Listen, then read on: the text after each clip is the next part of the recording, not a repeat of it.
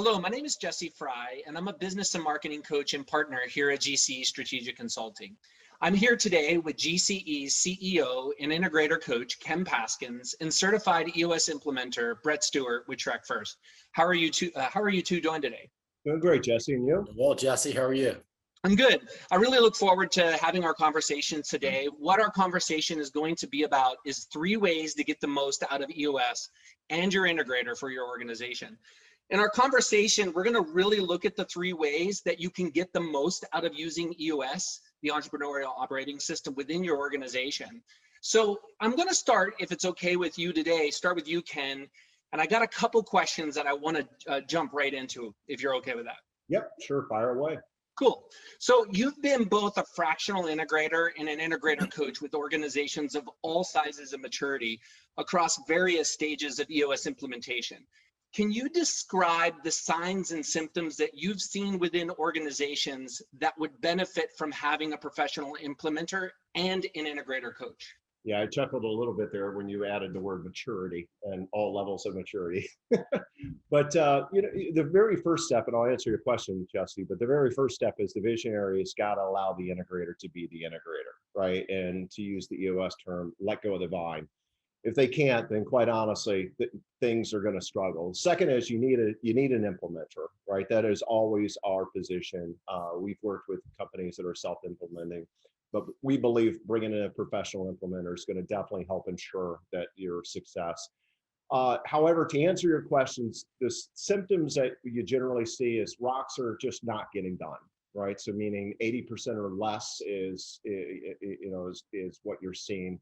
To-dos less than 90%. Your scorecard, you're getting more red than you are green. You're IDSing things and you believe that you're getting to root cause, so implementing a lot of change, but you keep seeing things pop up over and over and over again. So it means that the team is just not effectively IDSing. Employee morale down and or employee churn is high, missing goals, visionary still in the weeds.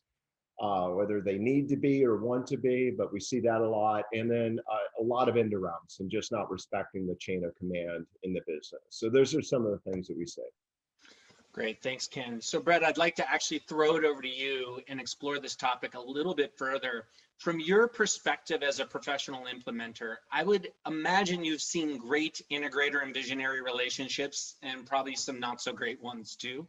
What are the signs and symptoms that you have seen from your perspective when an integrator relationship needs outside coaching to keep them progressing through the implementation? So let me start with kind of what a great relationship looks like.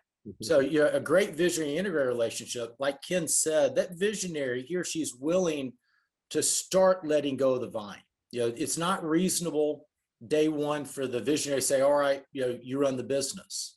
But again, he or she needs to be willing to go on that journey where they're continually starting to let go of more of the day-to-day because they probably brought the business up and they're used to doing that, and willing to let that integrator kind of run and continue to take over more of the day-to-day responsibilities so that visionary can do whatever he or she's great at. So when I see that they really start needing some help is a lot of times they'll kind of hit a ceiling in that the visionary has reached this point where they don't quite trust the integrator to take on more of the day-to-day operations of the business. And I don't mean they don't trust them from a characteristic, from an integrity standpoint. It's not that they don't trust that they're working really hard. It's just that they're not sure that if they let go more, they're going to be able to get all the information they need, that all the things are going to happen that they want to happen. So it's really about getting that next level of business acumen and EOS confidence and competence so that visionary can trust the integrator and the integrator can go to whatever that quote unquote next level is in terms of running the day-to-day of their business. That's interesting. The letting go to the vine piece seems to be a common challenge with most visionaries, right? They've started this business, they had this idea, and like really being able to let go can be a major challenge. So Ken, that brings me into my next question for you. So EOS describes integrators as the glue, yet visionaries have a hard time letting go of that vine, right? And the integrator is really responsible for all the major functions of the business and holds the L10 team or the leaders on that team individually and collectively accountable for all results, or at least they should be. I would imagine that you get calls from visionaries where they say something is broken or they're not sure what is broken, and that they have an implementer, but they feel that their integrator needs additional help. So they're getting that support through the implementation, but they're like, my integrator just isn't being the glue of the organization. So I'd love your thoughts on this topic and where this really stems from. Yeah, that's a great question. And this is exactly what I hear. And ironically, I'm working with a team actually up in Michigan right now, a VI relationship. And this guy brought in an integrator, thinks they're right, but he wasn't 100% sure. And just, he started the EOS journey and just a little nervous and everything. And he asked me the question, he's like, well, when do I reach out to you? And I said, when it just doesn't feel right. That's how I left it. And by the way, he ended up reaching out to me. So now I'm working with him. But you see, a lot of visionaries start, as Brett said, they're starting the business themselves, right? A lot of them, and not all of them, but a lot of them, actually, the ones that we work with, have very little experience in actually leading and managing and hiring and firing and all that stuff that's necessary. Right. However, they're bringing the integrator into the business, either promoting from within or getting someone externally, and they're the one making that decision for that individual themselves. Right. So sometimes, lacking the experience makes it challenging to find the right integrator, but they're smart and they're intuitive. And they've started this business, but they may be hitting a glass ceiling and their spidey senses activate, if you will, and they see that something's not right. So, the visionaries typically are not very good at LMA. And I've had many of them tell me, it's like, look, I just can't hire, I can't fire, I need help in this area. So having a coach, just like this company I referred to up in Michigan, and another one I'm working with Tennessee, having somebody come in and work with the integrator. And actually, a lot of times when we're talking about integrator coaching, a lot of times we're working with both the integrator and the visionary, getting them on the same page, working with them to help elevate both is a really good idea. And if you think about it, you're investing a lot of money in this role. You're investing a lot of money in the integrator. You're putting all your chips on the line with EOS and the integrator, right? Why would you not invest in it and make sure that you're headed in the right direction? Yeah, I can imagine that it's not just about the integrator, right? If, going back to what you were saying, Brett, about, the visionary being able to let go of the vine, many of the reasons why they don't let go of the vine is that the trust hasn't been actually created yet, or they're just not willing to let things go because they're afraid that if they let it go, it's just going to catch on fire, right? And then the challenges they're having become even bigger fires. Yeah. So, Brett, I'd like to kind of switch just a little bit of really understanding from your experience. I'm sure that you have done a variety of different implementations with different types of companies, with probably various different personalities of the visionary, the implementer as well, or not the implementer, but the integrator, as well as the leadership team. Could you describe what you feel is the winning formula when it comes to a successful EOS implementation? Wow, pretty broad question. So, but let's kind of talk about, what a winning formula is. First off, when we do EOS, we're usually starting with a business that has a market and a product or service that the market values. This isn't really a great system for a startup business, somebody that doesn't know what they're going to do. And it's kind of like an athlete. If you're going to coach an athlete at the highest level, he or she needs to already have the speed, the strength, the skills to do whatever they do. So it's not that they don't have the capability. Okay, it's that they have capability, but there's some frustration because they feel like they're just, like Ken said, it doesn't feel right. They feel like they're leaving something on the table, and that could range from, hey, I just feel like I'm leaving something on the table, to, man, I'm super frustrated because I got all kinds of people problems. Okay? Yeah. So, the winning formula is really pretty simple. they've got some capability, they got a market they can serve, and they're willing to be open, honest, and transparent. If they're willing to do that, then we've got something to start with.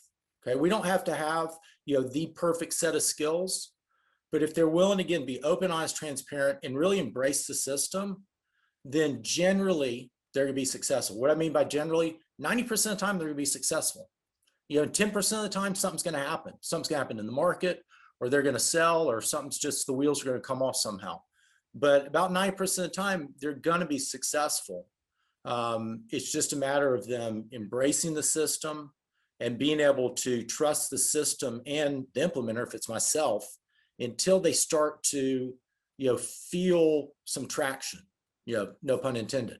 It's if you went to a personal trainer, you need to trust he or she that system's going to work, and then you'll get a few months in and you'll start feeling stronger and better, and you'll start gaining confidence yourself in it, and you'll be off to the races.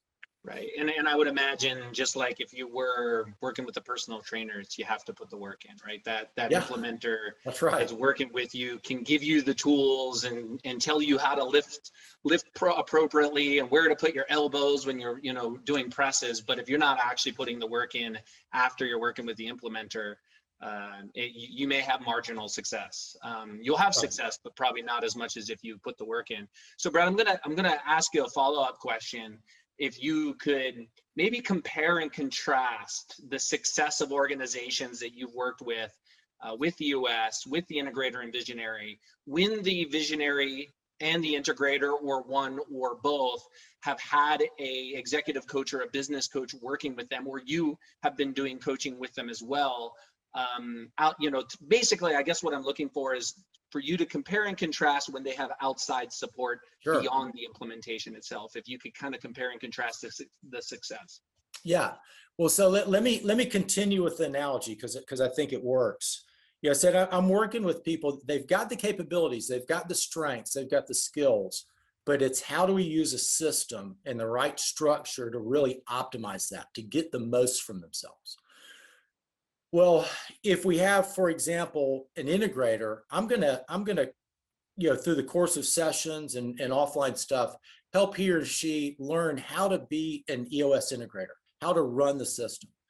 But if they don't have the base strengths, if they don't know really how to manage people, and they don't have a base level of capability, then they're having to learn too many things. They're having to learn how to be at a new level in the business. They're having to learn how to be a business leader in general, and they're having to learn EOS. And I'm really only helping them get EOS running.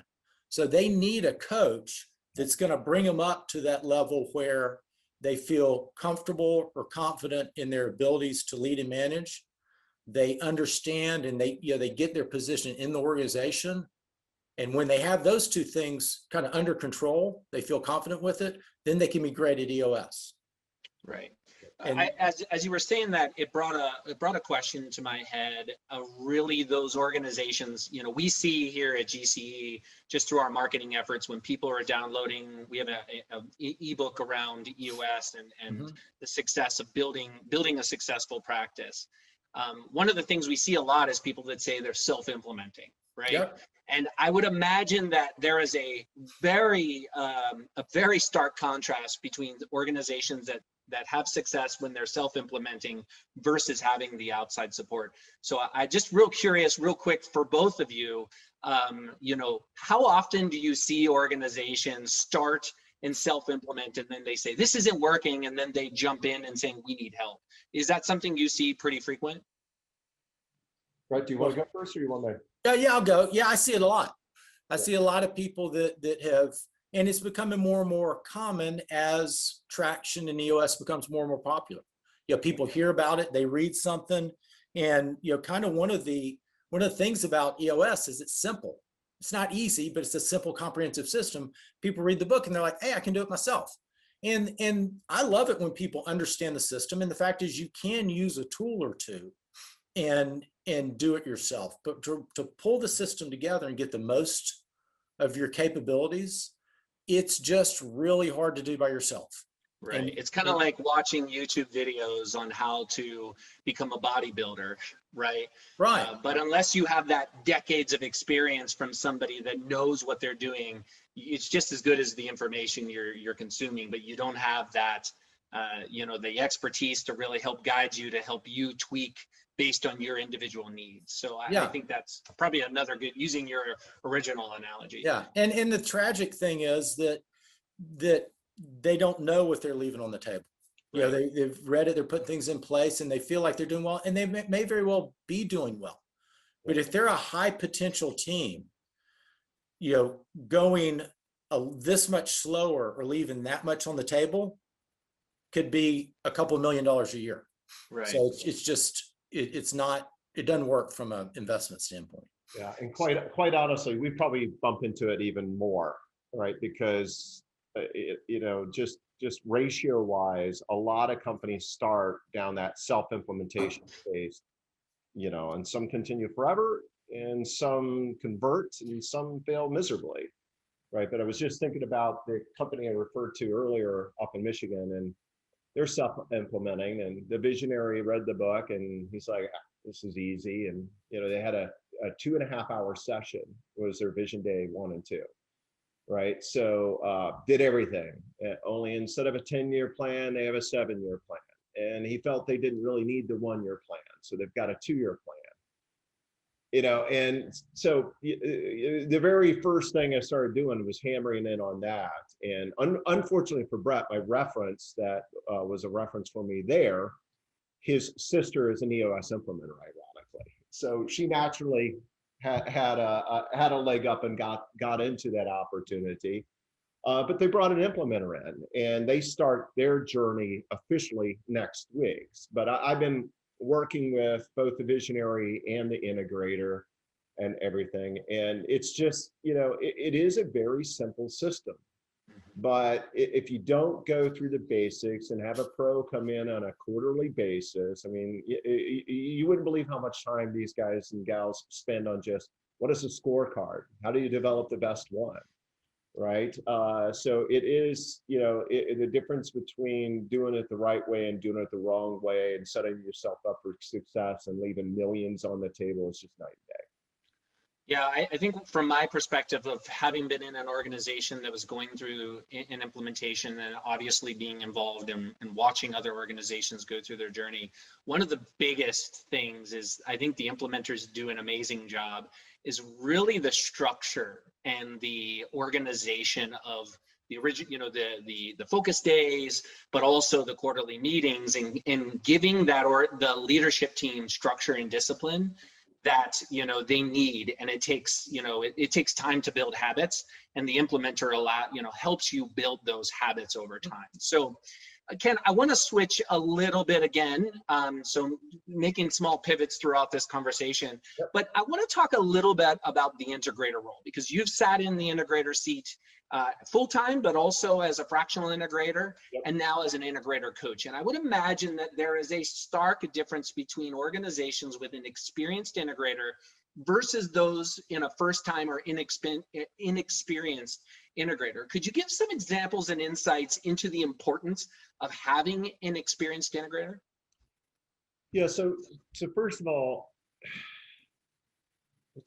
let's qualify what an experienced integrator is, right? So it's not necessarily somebody that understands EOS, right? Integrator is an EOS term, and not necessarily just purely EOS. If you go out, there's articles in Harvard Business Journal about integrators and everything in multiple roles, but it's a generally a COO, generally an operational person that has a variety of business disciplines, and some of them are higher and lower across your integrator, and you want those to complement the visionary and the rest of the team.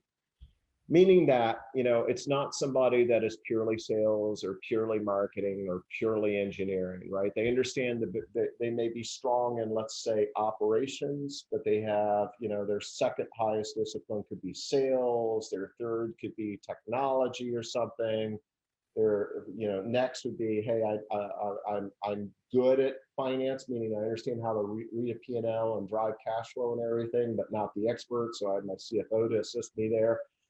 But they're not a jack of all trades. They're an expert in specific areas, but they have variety across, right? So that's what an experienced integrator is. And EOS is the tool sets and the operating system that integrators, either in EOS or outside of EOS, utilize to execute against. Okay, so and I say that because actually we were on with a visionary yesterday, some finalist candidates, and one integrator ironically had a couple of years of experience in EOS, and the others did not, and we placed the others higher than that person. And I told the visionary, I said, don't worry about that. When an integrator steps in and meets with you, and if you pick them, we're going to walk through and coach them and give them the basics before they start with you. And then when they hear the words rocks and everything from you and the implementer, they'll understand what that means.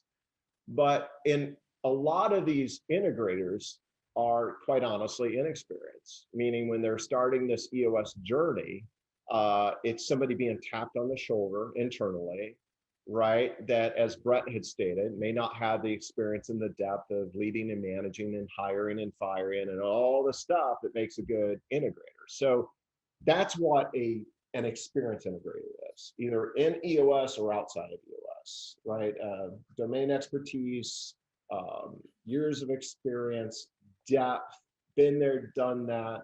A lot of times I tell people, I've seen this movie 100 times. I can tell you how it's going to end.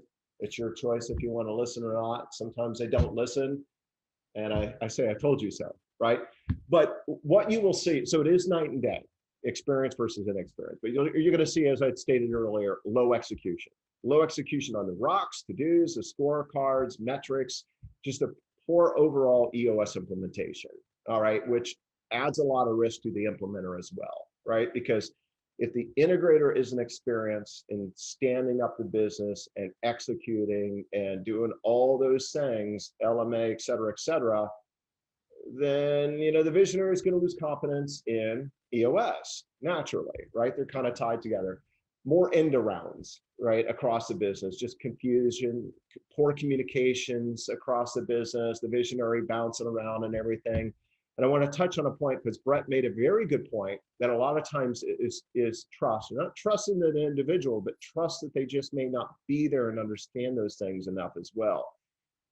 But what I see a lot of times is it's quite honestly, a lot of the cases that I've been involved with, the integrator has the capabilities and may even be at a higher business discipline and capacity than some of the visionaries that I've worked with, right?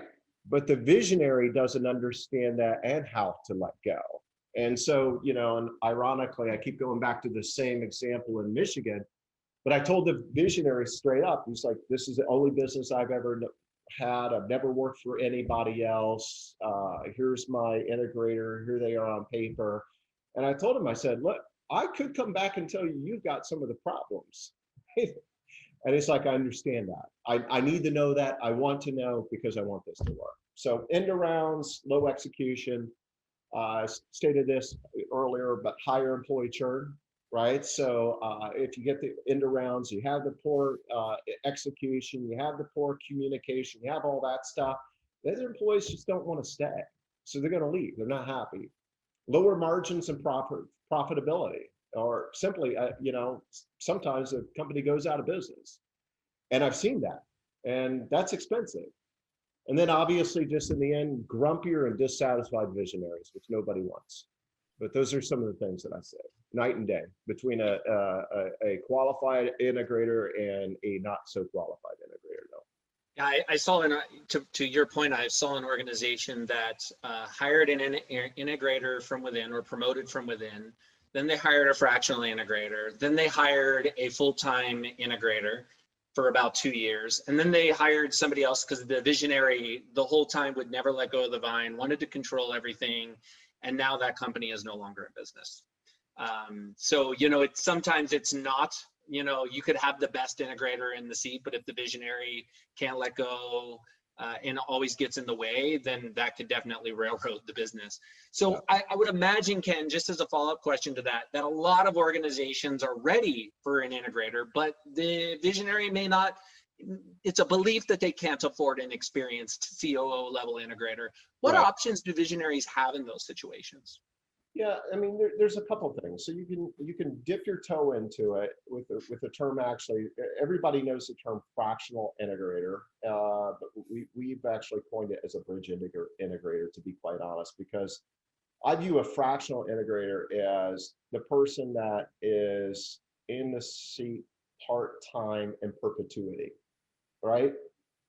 And a bridge integrator is somebody that is in the seat to get you from, say, A to M, and ultimately get the business into a place where they can be replaced, right? Which we can then help with as well. So you have that as an option, but then you also have the option of just going out and reaching out to companies like ours and getting a coach to work with not just the integrator, but the visionary as well, right? And help elevate them in the areas that, like Brett doesn't spend time in. Like Brett said, his job is to get EOS successful, but if these folks don't understand the basic concepts of dealing with conflict or change management or those sort of things, then you're going to fail. So those are the two things you can do. Go get a bridge integrator and or just invest and get a coach to help elevate the team. Brett, I'm curious from you, as a follow-up question to what Ken was just talking about, how often when you come into an implementation, does the organization not have an integrator, or do they always have an integrator at some level, whether they're promoted from within, a fractional integrator, or some others? It's rare that they do have an integrator. Interesting. So scary. 7 out of 10 of my implementations, there's not an integrator. I mean, the visionary is sitting in both of those seats. And so he or she's sitting in both of those seats. And that's where we start from. And then part of the journey is getting those seats separated, where the visionary is a visionary and the integrator is the integrator. Right. And a lot of the times what happens is a lot of the not letting go of the vine is these people have been running these businesses for 20 years and they don't know what to do. So some of it is helping the visionary know what to do as a visionary. Yep. Because they step out of some of the integrator's seat. They've got an extra 10 hours this week and they feel totally unproductive. And it's a very uneasy feeling. So we've got to help them understand what they do as a visionary. When somebody says, I can't afford an integrator, that's really code for I don't believe in myself, that when I have that person, I can grow the business and pay for that person 5 times in the first year. Yeah. But they should always a limiting belief there, I would imagine. Yeah, but they should believe in themselves. Yeah. Most of them have got the gear that if they have the right person, they could grow their business and, again, pay for them 5 times in the first year. This is something I've always been curious about, and it would be interesting to see what each of you has to say about this. But how often have you seen where the founder of the business is not an actual visionary and they're actually an integrator? And do you see that often, or is it most of the times the person that started the business is a visionary minded person? I'll take it, just personal experience. I'm an integrator and I founded my business. I ran my business for 10 years as an integrator, did not have a visionary, and realized too late in that process, I had to go get the right outside counsel. But that's unusual. I'd say it's less than 20% of the time that founder can serve in the integrator seat and needs somebody else to sit in the visionary seat. I don't know. What about you, Ken? Yeah, honestly, I think you nailed the percentage, the 20% thing, and I have seen it. It is rare, but ironically, guess what? I own my business and I'm an integrator. right? But it is funny because when I get on our bi-weekly marketing calls with Jesse and some of the team members, they make fun of me and call me a crazy visionary because I have all these crazy ideas, right? So my head does get a little different. But yeah, I think it's lower. It is possible, but we're just wired differently, and that's what EOS has truly recognized, that it takes two people to run the business. You need an effective executor and somebody with discipline and data driven, and you need the Einstein running around, bouncing around, thinking of these great ideas, and they're a partnership. But one thing that when you were talking about the visionaries that occurred to me also, Brett, when you were talking about how they grow and they've been with the company for 20 years and some of the other things that you see, and why they're in the integrator seat and the visionary seat. A lot of times, and not a lot, all the time, let's be clear. So I was a fractional integrator for a company. It's about 250 million out of Newark, New Jersey. And I've been, companies from $1 million all the way up to 250. But when the visionary, well, starts as a CEO and then becomes a visionary and the integrator, it's hard for them to separate that seat, because since the formation of the business, every idea and everything and every approval has always gone through them. So what I tell the visionaries is, your team has lost what I call the thinking gene, right? Meaning when I start the company, we're having Pizza Friday, they go to the visionary, should we get pepperoni or should we get cheese? It's his decision. And that never changes unless you force the people and teach the people how to actually critically think and solve problems and empower them to do that, which the visionary struggles in doing. So a lot of times, actually, when I come in, I'll help them understand that and teach them that. Well, yes, of course you're always in the weeds, because you choose to be in the weeds. You've allowed your team to put you in the weeds, and both of you struggle to get out of the weeds. But you got to teach the team how to think again.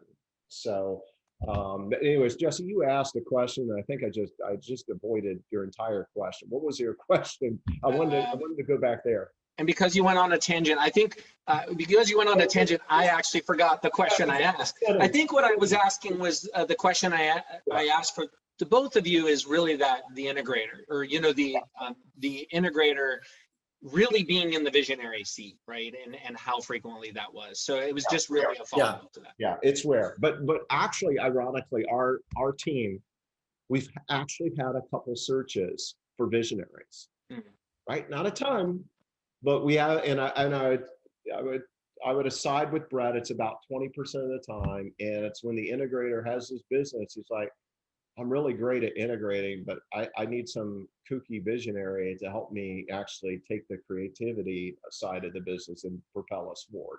So yeah. I would say about 20% as well. Yeah, I've always been curious about that, because I know if I take the integrator test, I'm like exactly the same on both, right? I'm equally a visionary as I am an integrator. Never understood that. I've ran into people like that, but that test is something you can take, and if you want to sway it to be a visionary, you can do it. Or I've taken it like 4 times, and I always end up getting roughly about the same number. I think it's 51-51 or something like that. Wow. All right. So out of country. You were mentioning about the leadership and really the different styles of leadership. There's a great book that I read called The Dichotomy of Leadership by Jocko Willink. He's a former Navy SEAL. And he breaks down the dichotomy, right? It's the different sides of being, where everybody comes to you and asks questions about what do we want pepperoni sausage or do we want vegetarian? Or the ones where the visionary has no freaking clue what's going on because everybody's doing everything else, and it's trying to figure out the balance across leadership. And I think for visionaries that are really trying to like raise themselves and raise the level of leadership, Extreme Ownership and Dichotomy of Leadership are 2 great books by the same author, and they kind of play on each other. So I know we're running out of time, so I want to wrap up a little bit. And Jesse, that's scary too, right? And I hear that a lot from younger, newer visionaries as well. So, well, I don't know what they're doing. It's like, why do you need to? Right. Look at the results. Yeah. This person's hitting the numbers. They're executing. Focus on the results and not what they do every day and all their tasks. Well, a lot of that is driven by the fact that the leader, they're going off and making decisions and just running rogue and like essentially running the business because the visionary is not doing anything. They're completely aloof. And I've seen that before. I've seen aloof visionaries where then people are like, well, they're not involved in the business. They don't show up for, our leadership meetings every week. So I'm just going to go ahead and run this business because they're not. So I think that there's the dichotomy, right? I'm going to wrap up here, and I just want to summarize a little bit of what I heard from the two of you, really around the 3 ways to get the most out of EOS and your integrator. Yep. The first area that I saw is listening, or what I heard is from you, Brett, is really around for organizations that are self-implementing. They may be reluctant to invest into a professional implementer, but having somebody like yourself, there's implementers across the country, right? Helping guide the organizations through the process and implementing the system can have a remarkable impact. Yeah. The second area that I saw is really around visionaries, and visionaries identifying when something isn't right. Ken, I think you were talking about this and you talk about it a lot, or the integrator may be struggling. So when the visionary and integrator are supported by outside resources, whether it's a leadership coach, an integrator coach, executive coach, or Brett, you as an implementer scaling beyond just the role of the implementer, but into more of an executive or leadership coach, can really excel that power tandem and ensure the success of the implementation and the overall organizational health. And the third thing that I picked up on in our conversation is first-time integrators often struggle. And that's around leadership, management, holding people accountable. So having a strong integrator can make a significant difference in how the system is carried forward through and after the implementation. So did I capture those 3 things of what both of you talked about? I think so. Yeah, I think so. I mean, I think, when EOS isn't working or when that relationship's not working, people just aren't being managed. If there's one thing I say to people, it's manage your people. Kind of management, that term has kind of gotten, people don't like to use that term anymore, but people want to be managed. People want clear goals. They want somebody to help them be successful. And if that's not working right, you'll get all the things Ken was talking about, turnover and all the other issues. Right. Yeah, I think the two of you provided such great insights, and I think it will be super helpful for organizations listening to this video, about those areas. I know there's so many other areas that we could talk about. We could really dig deep into very specific areas of the system itself and how organizations can get success. But I think if you really think about the implementer having outside resources and really having the right person in the right seat, whether it's again the visionary or the integrator or many of the other seats on the leadership team.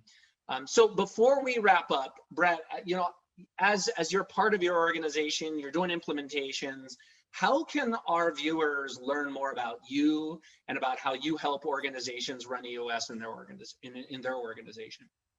All right, I'll tell you that. Let me make one more comment because Sure, I got to make this. This has been like burning me up lately. So, I've seen this a lot. So I just want to to integrators out there, to people thinking about running EOS. EOS is not a system to hem in visionaries. It is not a system to try to slow them down. Okay, it's a system to take all their ideas and actually accelerate them. Yep. So if people are out there using EOS as a tool to rein in their visionary, shame on you. That's not what it's for. So it's a way to make them successful. Okay, now that's off my chest. I think it's a great point. It actually kind of gave me chills and goosebumps because I've seen visionaries held back, right? Because they're trying to get them under control. But the benefit of having a really great visionary that has the freedom to come up with new ideas and really become that person is you start finding the right customers, right, for your organization. You can then bring new ideas to market faster because you have the system and the process and the leadership team, and then very functional teams underneath them to really have that freedom in the structure to launch those new ideas to market. And if the visionary is kind of contained and bottled up so that the business can just run, new ideas are not going to come to market. So Brett, I think it's spot on what you said.